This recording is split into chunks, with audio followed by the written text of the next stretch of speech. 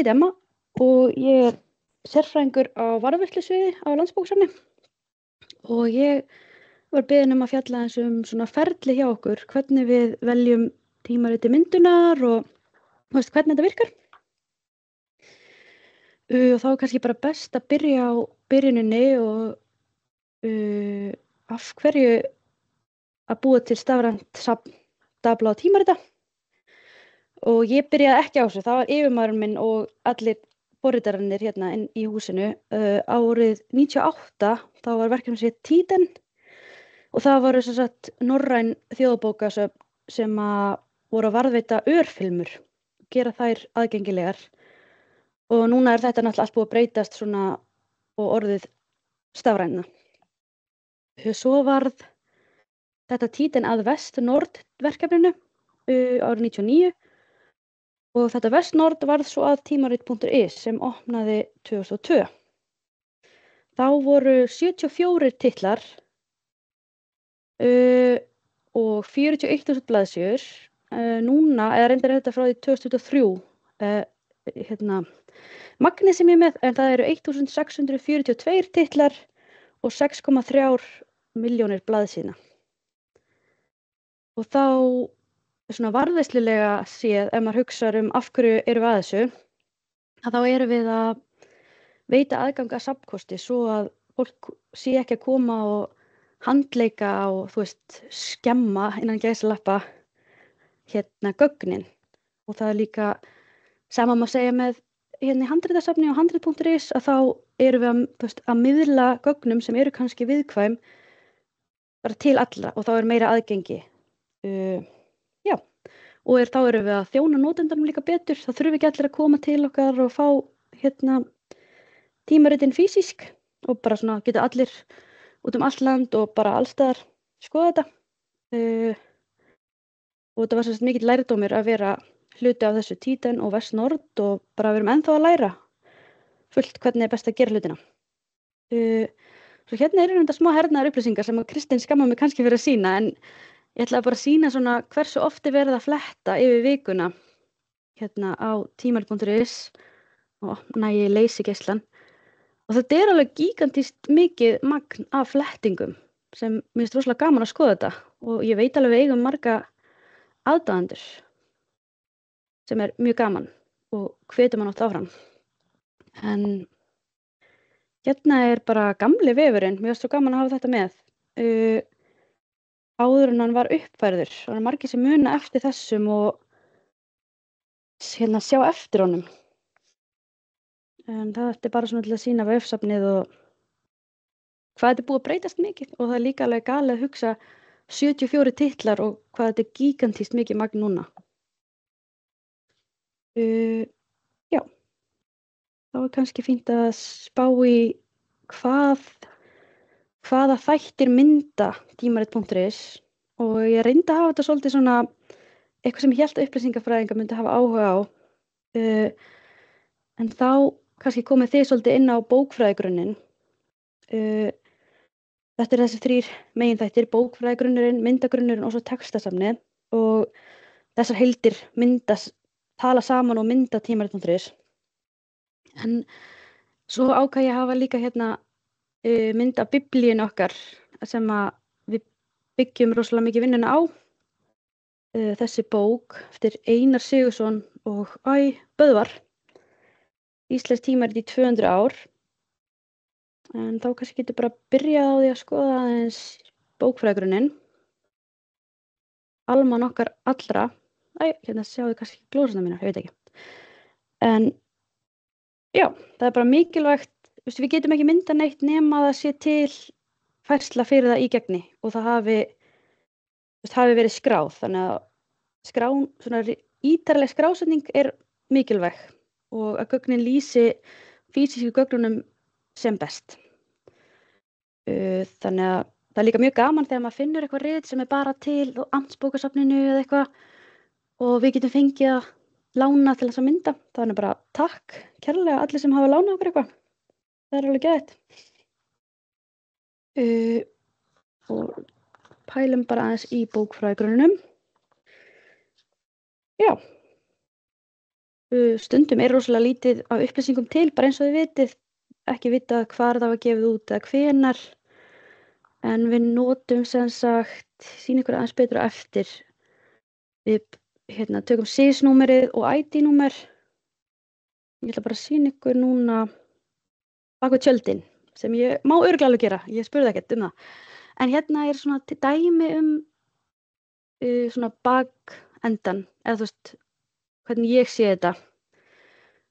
Og til þess að sé hægt að mynda, þá þurfum við að skrá ritið og það alveg fullt af fleiri upplýsingum hér bakvið. Og hérna svo á bakvið tjöldin sko í myndastofunni. Og þú veist, þá verið að byggja þetta allt saman, svona allar upplýsingarnar. Frá henni almenna til hins sértæka. Og þú veist, það verið að para öllum þessum lýsigögnum saman, svo að sé að þetta stýra umferð og aðgengi að réttu efni.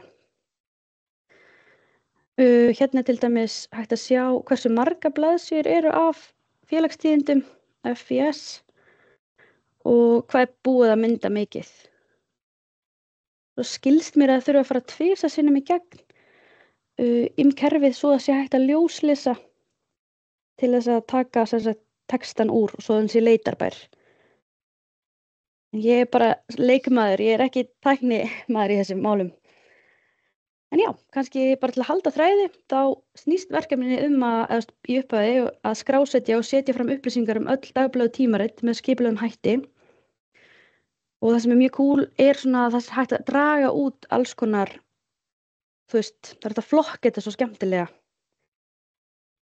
Og það margir möguleikar í því. Já, þá það myndagrunnurinn aðeins meira hann. Þú veist, það fer stundum í taugarnar á mér þegar fólk eitthvað getið skannað þetta, eins og þetta sé bara þú veist svona skanni sem maður með heima á sér. Þetta þetta þannig en bara miklu flóknara. Þannig að það þarf að lýsa hverju einustu blaðsíðu svo að hún komi rétt inn. Þegar, þú veist, þeir fara ekki bara að beint að mynda þetta, þeir þurfa fyrst að skrá hverju einustu síðu. Og allar þessar upplýsingar þurfa að vera til staðar. Já. Og þá kannski aðeins textasafnið. Við fengum sem sagt beygingarlýsingu frá stofnun Árna Magnússonar og það svona fær þetta á nýtt level, þá auðveldara að leita af alls konar beygingarmyndum. Og þessi ljóslestur sem ég var að tala áðan, þá sem sagt getur við farið og leita til dæmis bara hversu oft kom orðið skátar fyrir. Og það eru margir svona rannsakendur sem að óska eftir hjá okkur bara Excel-skjali yfir hversu oft kom þetta orð fram á árunum, þú veist, eitthvað og vinna svo með það áfram, þú veist, það eru margir möguleikar í því. Í þessum tölulegu upplýsingum. Já, þá bara keyrir forritarinn okkar leitarorðið út og vinnur svo með það áfram. Þannig að það alveg mjög skemmtilegt og mikið af svona rannsóknum sem hægt að gera. En ein spurning sem að upplýsingadömunar vildi fá að vita var hvernig veljum við efni til myndunar? Og þá það besti vinur margra Excel. Nei, djók. Við sem sagt stóra áætlunin að mynda alla titla, dagblaða og tímarita sem hafa komið út á íslensku, hvort sem þeir voru gefnir út á Íslandi eða ekki. Og þegar verkefnið, þú veist, ef að byrja með þetta, þá var bara byrjað að elsta og ég tók bara screenshot af því. Svo bara unnið sér niður listan og við erum ennþá bara að vinna okkur til nútímans.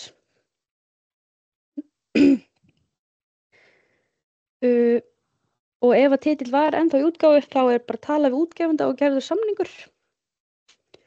Og svo líka svona í byrjun þá voru oft valdnir bara ákveðnir efnisflokkar sem að svona, já, þetta áhugavert. Og grunnheimildin aftur hérna, Biblía mín. Hún líka aðgengileg á bækur.is.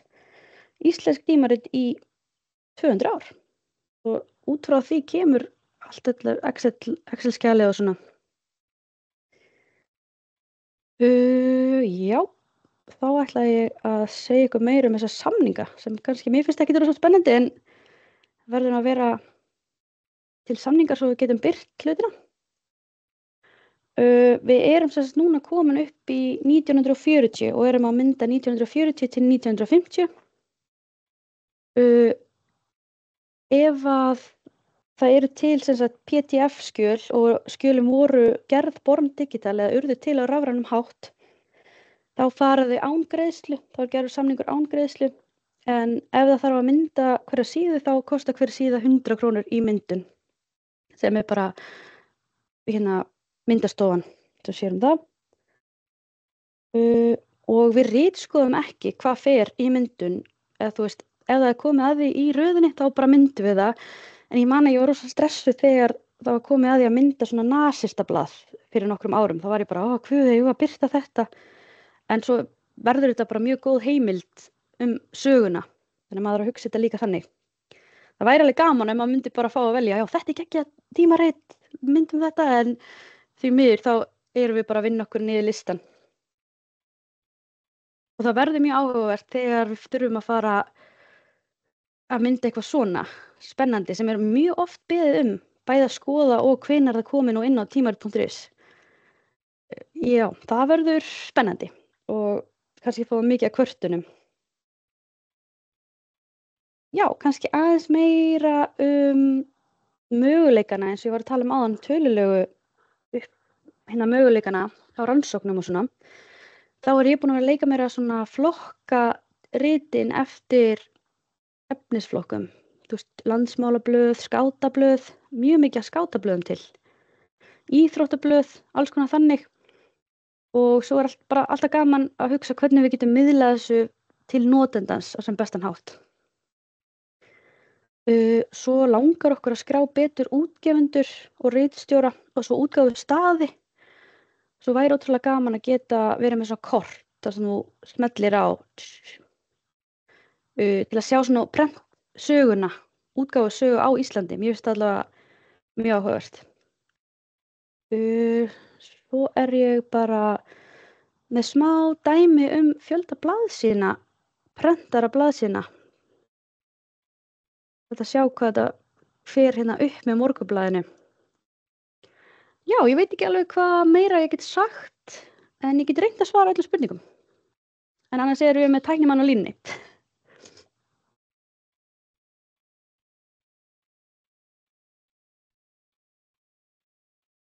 Mér finnst það mjög áhugavert og eitt sem að mig langar kannski að vita að það er eins og með ný tímarit. Þú veist, fara þau bara, sjálfkrafa fremst í röðina?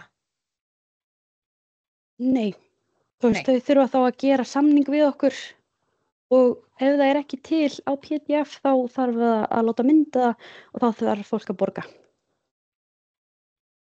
Já.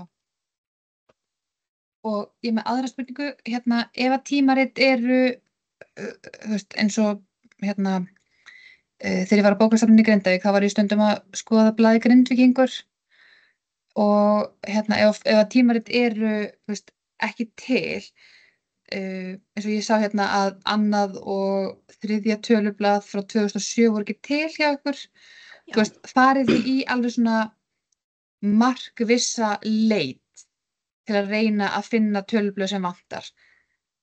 Sko, það er oft okkur finnst mjög gott að fá ábendingar bara á tímarit@landsbókasafn.is ef fólk veit tölublöð sem við getum fengið og við viljum alltaf bæta inn í.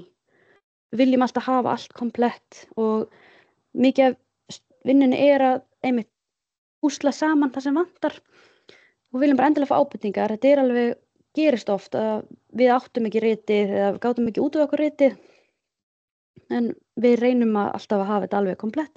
Viljum endilega fá ábendingar en við erum líka með á síðunni svona vöndunarlista sem er uppfærður, kannski ekki nógu reglulega en svo er líka svona gamall fítus á síðunni þar sem að birtist bara svona mynd, þetta blað er ekki til. Þannig það er svona aðeins erfiðara að finna það þar sem það koma svona myndir. Já. Við viljum endilega fá ábendingar.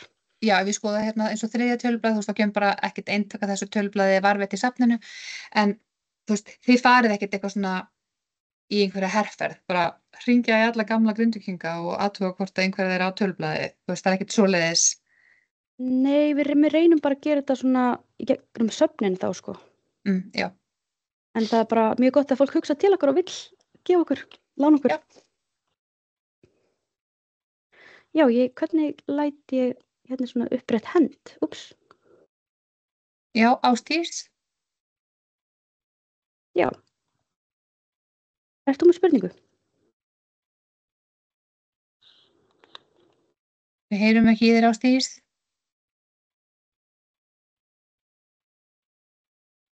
Ég skrifa hjá mér Grindvíkingur vantar tölublöð. Heyrið í mig núna? Já. Ok, ég með einu spurningu og tímarit.is er náttúrulega geggja fyrirbæri og bara takk fyrir þetta framtak allir sem hafa staðið þessu síðustu áratugina. Það er bara eitt sem hefur alltaf pirrað mig pínlítið og mér langaði bara að nota tækifæri að spyrja. Hvers vegna er leitarglugginn sjálf stiltur á búlían eða í staði fyrir búlían og eins og er á öllum almennum leitavélum? Þú veist, ef maður fer í Google og slæðir inn 2 orð þá er í rauninni sett og á milli þessar 2 orða en á tímarit er eða á milli 2 orða og maður þarf að, þú veist, fara í einhverja svona leikfimæfingar með plús fyrir framan orðin og allt þetta og bara, þú veist, gamlir hundar eins og kannski ég sem er komin yfir 50 man það að það er einhverja svona mismunandi reglur á bakvið þetta en yngra fólk er bara vant að nota Google eða eitthvað svoleiðis, slá inn mörg orð og er vant þessari funksjón. Þannig að mér langar að þetta er tvíþætt spurning, hvers vegna er þetta svona og stendur eitthvað til að breyta þessu? Ég skal svara þér fyrir fyrst. Já, Nei, því miður. Í raun og veru, þetta er bara undirliggjandi kerfið og í sjálfu sér er Google líka svona nema þeir fela þetta aðeins meira. Ef að bæði leitarorðin koma fyrir í niðurstöðunni ætti hún koma ofar, þannig að þú veist að fá niðurstöðunar með báðum leitarorðum. Það ætti alltaf að koma fyrir ofan. Náttúrulega ef það er enga niðurstöð með báðum leitarorðum þá kannski verður það ekki eins æðislegt. En þetta er raun og veru bara kerfi sem liggur undir.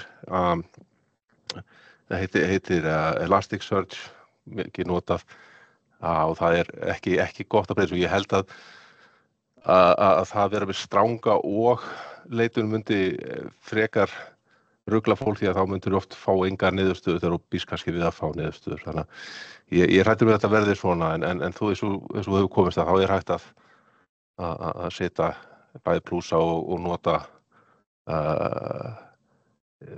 svona lykilorð til þess að neyða njand. Því miður þá er þetta svona auðveldasta leiðin fyrir okkur að fá sæmina. Við höfum ekki alveg peningar sem Google hefur til að láta leita niðurstöðuna verða æðislegar. Gott að hafa Kristín í tæknispurningunum.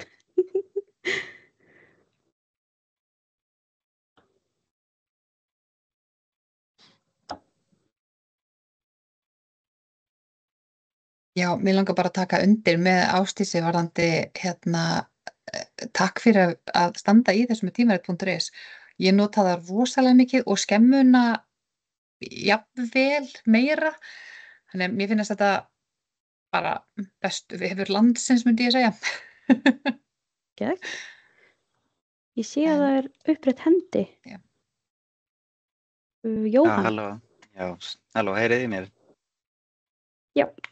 Já, takk fyrir þennan skemmtilega fyrirlestur og allir sem hafa staðið þessu verkefni. Mjög áhugavert að reyna að finna örlög Íslending sem að dettur úr sögubókum milli 1910 og 20 með því að leita eftir skipum sem að koma fram í öðru tímariti einhvern áratugum seinna en allavega. Fyrst með leitina ætti ekki að vera einhvers konar ok. Ætla að spyrja spurningar ætti ekki að vera hjálp og þá sé ég hjálpina. Anyway, en það er með spurninguna sem þú myndist á Emma.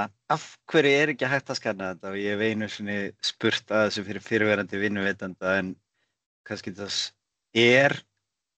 eru tækin ykkar, eru þau ekki í notkun alla daga eins mikið og það er hægt þannig að þó svo að þau myndu selja út þessa þjónustu þá er bara á fyrir búnaðinn að gera. Jú, þeir vinna sko eiginlega í vöktum að mynda, þannig að það er eiginlega bara myndað allan daginn. Þú veist, ekki á nóttinni, en það er allan daginn og það er nóg að gera. Bæði bækur.is og handrit og tímarit. Svo erum við að fara að mynda leikskrár líka og alls konar. Þannig að það er mjög gaman hvað það mikið og skemmtilegt í gangi, en þegar fólk sem sagt spyr, hægt að skanna þetta, hægt að koma þessu inn, þá fer það alveg á lista, og þá svona heyri ég kannski í fólki seinna bara, hey, já, við erum búin að mynda þetta var í röðinni, eða hvort það vilji gera samning. Aðalega spurninguna, eitthvað skannað af Landsbókasafni sem ekki birt, sem sagt skannað bara til að búa til varðveislueintak fyrir eigandann? Já, góð spurning. Já, það til dæmis verið að skanna ljósmyndir sem ekki alveg búið að finna út hvernig best að miðla til almennings. Það alveg verkefni í gangi með það, en það ekki búið að, það ekki búið að miðla því. Þannig já, það varðveitt og líka plötu umslög og alls konar þannig sem bara varðveitt til þess að varðveita.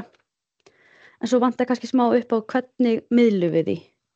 Það væri gætt að vera með tímarit.is fyrir alls konar, ekki tímarit.is en sama, sömu leið til þess að miðla. Já, ég var kannski að hugsa meira eins og stofnun liggur á miklum bókakosti, svo það sem ég vann áður, það eru fasteignaskrá og íbúðaskrá sem ekki til rafrænt og ekki til í mörgum eintökum. Það vantar svolítið einhverja svona aðstoð eða einhver sem á bókaskann og getur skannað svona inn, en þetta ekki til birtingar. Ég kannski aðeins taka þetta. Ég held að eins og við skönnum efni inn sé óheppilegt fyrir slíkt efni. Við erum með svona tiltölulega hægfara skanna vegna þess að við leggjum áherslu á tiltölulega hágæði vegna þess að við ætlum að birta þetta og fólk geta að lesa þetta og svona. Kollegar hjá Þjóðskjalasafninu sem ofta að skanna bara hellingaefni sem því að þeir vilja bjarga því, vilja geta haft það á rafrænu formi líka, hafa farið hina leiðina og leggja bara áherslu á hraða og þannig efni sem þú ert að tala ætti sennilega frekar heima í slíkri vinnslu. Ég veit ekki hvort þeir frekar en við erum að taka að sér random verkefni en okkar myndvinnslunin svolítið byggð í kringum að mynda efni til birtingar. Takk fyrir. Valey, go. Góðan daginn, takk. Ég vinn hjá Skattinum, skjálstjóri, ég finnst alltaf svo gaman að fara líka á upplýsingu. Við erum með tímarit sem heitir Tíund, ef það heyrt að því. Og ég var að velta fyrir mér Tíundar tímaritið, það til á PDF-formi, alveg niður til 2090 eitthvað, einmar rétt. Getum við beðið að það væri birt á tímarit.is, ef við myndum vilja það þar að segja.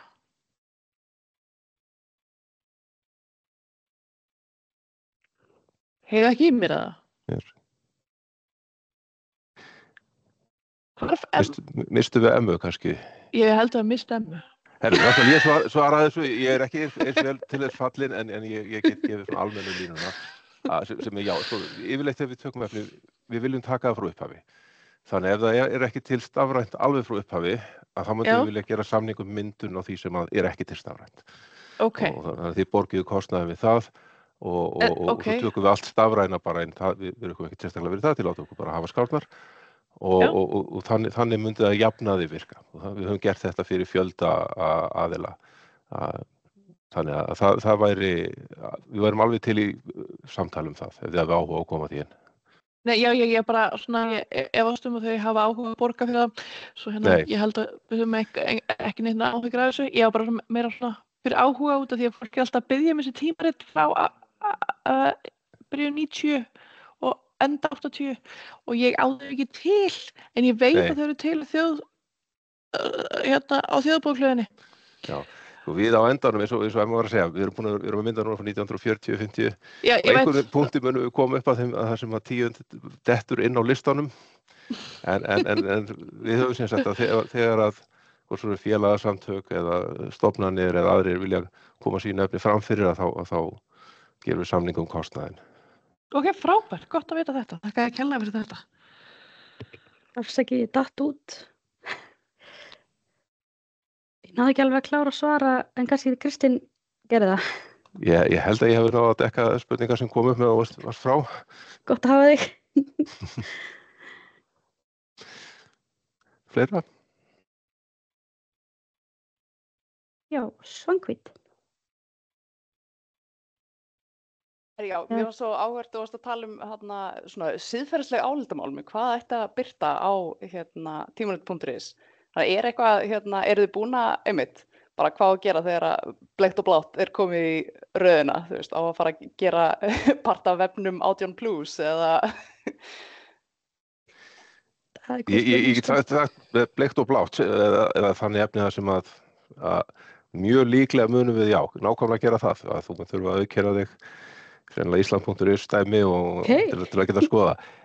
Ég bara sé ekki aðra leið til að gera þannig efni, ekki svona miðað við þá löggjöf sem við búum við.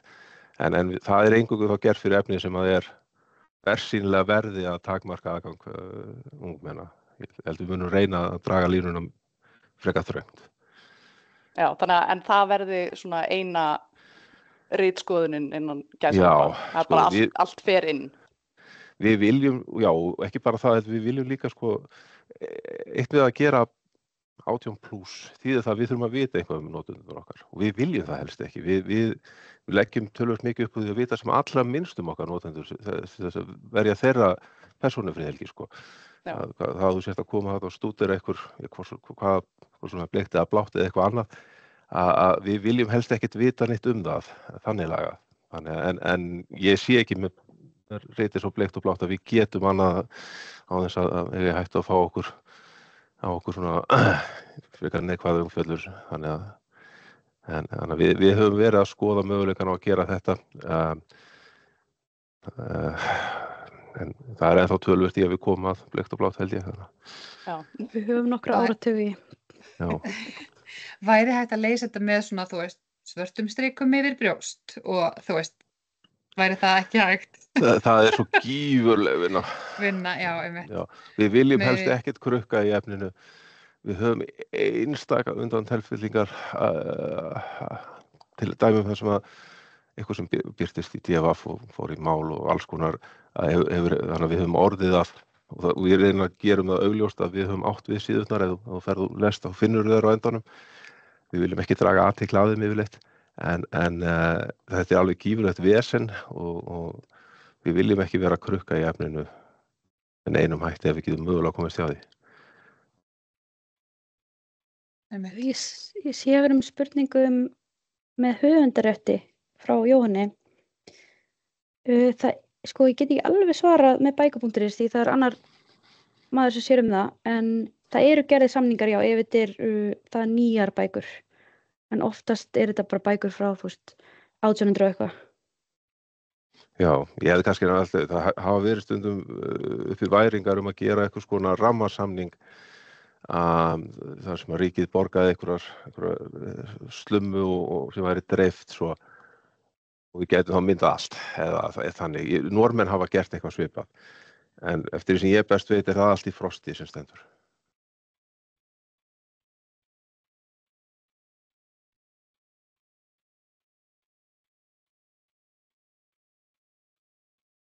Einhverja fleiri spurningar?